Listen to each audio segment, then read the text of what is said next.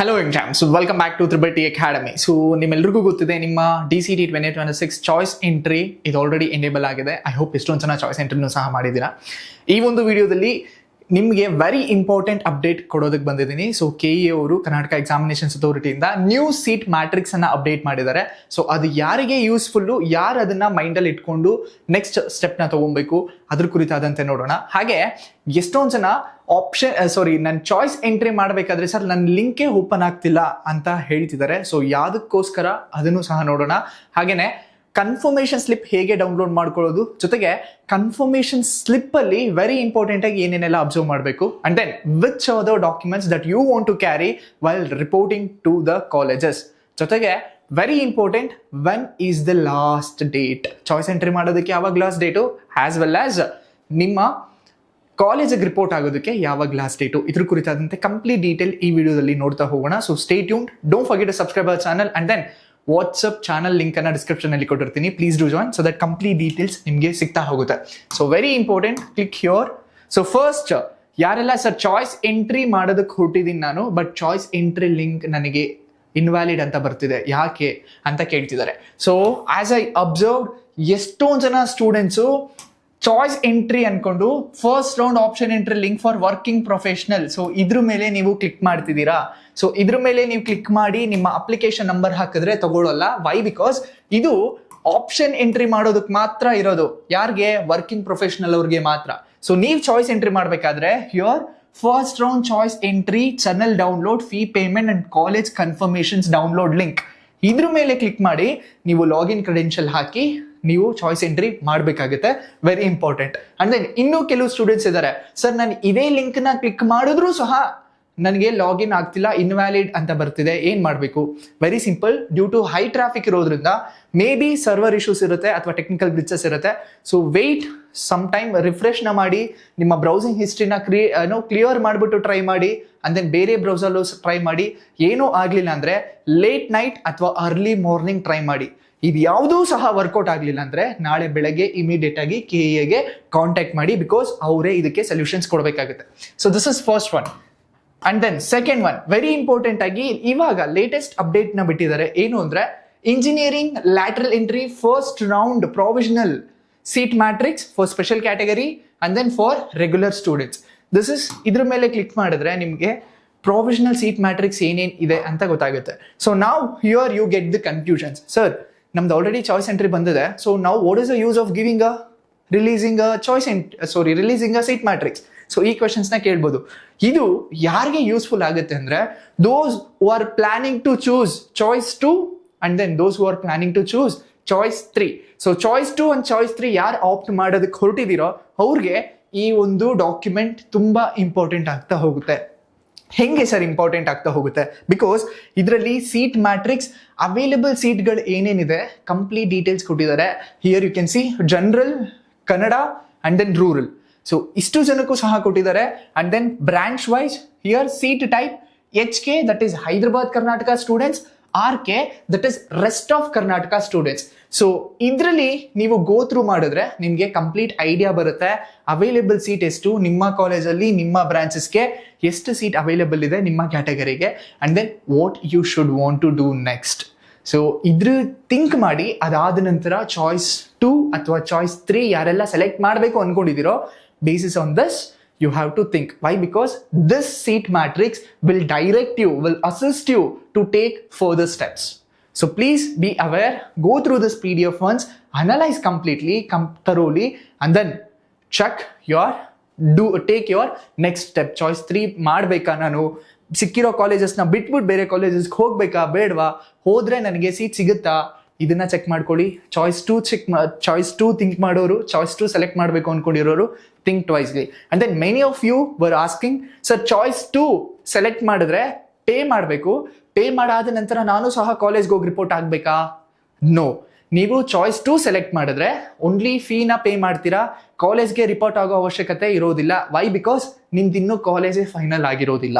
So ಹಾಗಾಗಿ you need not to be ಕಾಲೇಜ್ಗೆ report ಆಗೋ ಅವಶ್ಯಕತೆ ಇಲ್ಲ. So this is important update, so please go through this. Now sir, choice entry ಮಾಡಾದ ನಂತರ ಕನ್ಫರ್ಮೇಷನ್ ಸ್ಲಿಪ್ ನ ಹೇಗೆ ಡೌನ್ಲೋಡ್ ಮಾಡ್ಕೊಳ್ಳೋದು? So very simple.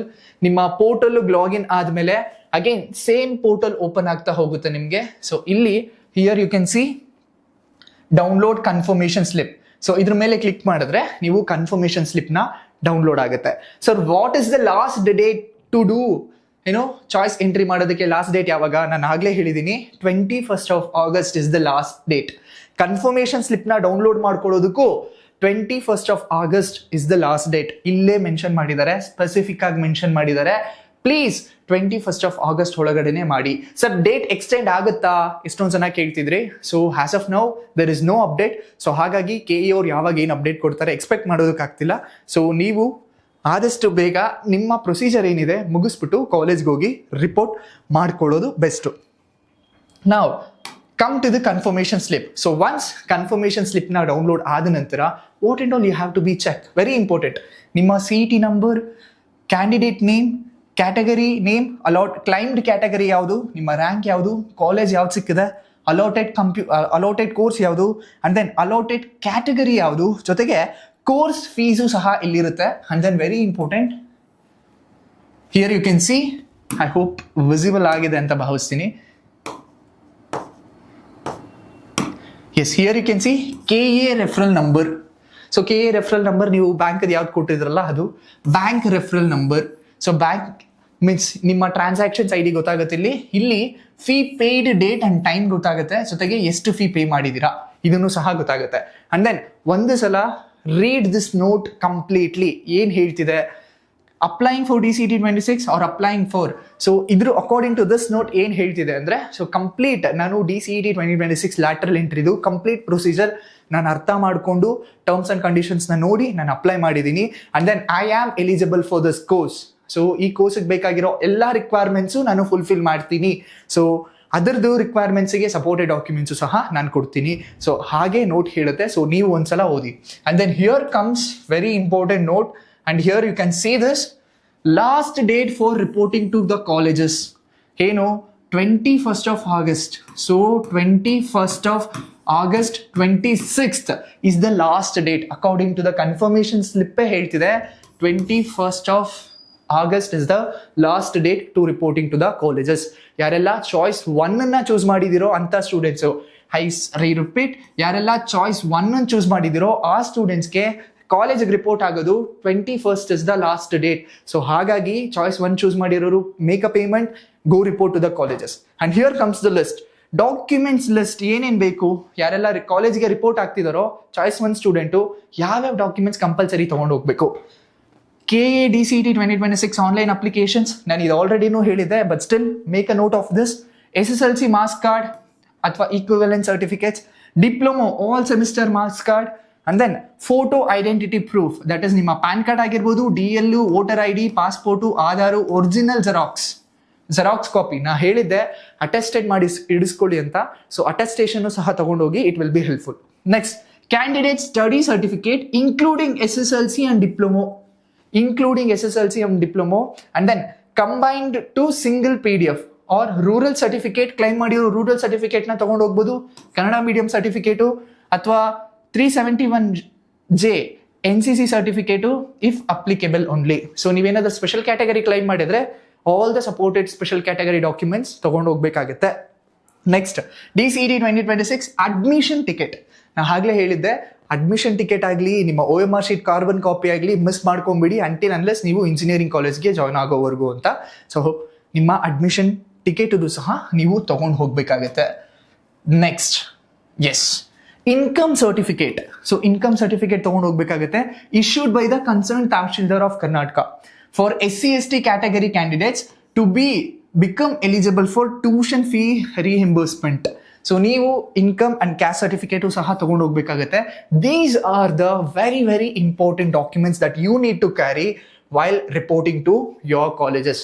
I repeat, important documents ಯಾವುದು, ನಿಮ್ಮ ಅಪ್ಲಿಕೇಶನ್, DCET 2026 ಅಪ್ಲಿಕೇಶನ್ ಫಾರ್ಮ್ ಆಗಿರ್ಬೋದು, SSLC marks card, diploma marks card all semesters, and then photo identity proof, ನಿಮ್ಮ PAN, Aadhaar, DL ಅಥವಾ ಪಾಸ್ಪೋರ್ಟು ಇದನ್ನ ತಗೊಂಡೋಗಿ, ಜೊತೆಗೆ ಜೆರಾಕ್ಸ್ ಸೆಟ್ಟನ್ನು ಸಹ ತಗೊಂಡೋಗಿ. ಅಂಡ್ ದೆನ್ ಸರ್ಟಿಫಿಕೇಟ್ಸ್, ನಿಮ್ಮ ಯಾವುದೆಲ್ಲ ಸರ್ಟಿಫಿಕೇಟ್ಸ್ ನೀವು ಕ್ಲೈಮ್ ಮಾಡಿದ್ದೀರಾ, ಫಾರ್ ಎಕ್ಸಾಂಪಲ್ ರೂರಲ್ ಆಗಿರ್ಬೋದು, ಕನ್ನಡ ಮೀಡಿಯಂ ಆಗಿರ್ಬೋದು, ಹೈದರಾಬಾದ್ ಕರ್ನಾಟಕ ಆಗಿರ್ಬೋದು, ಸ್ಟಡಿ ಸರ್ಟಿಫಿಕೇಟ್ ಕಂಪ್ಲೀಟ್ 7 years ಇರಬೇಕು. That is include your SSLC and diploma. Safe aside PDC ಸರ್ಟಿಫಿಕೇಟ್ನು ಸಹ ತಗೊಂಡೋಗಿ. Next DCET 26 admission ticket and then caste and income ಸರ್ಟಿಫಿಕೇಟ್ನು ಸಹ ತಗೊಂಡೋಗ್ಬೇಕಾಗತ್ತೆ. This is very important and these are the list of documents that you need to carry while reporting to your colleges. I hope this video is very informative. If it is informative, don't forget to subscribe our channel and then don't forget to share this video with your friend because this is very important update. Let they also know this update. So mattestu update koskara stay tuned and we'll meet you in the next video.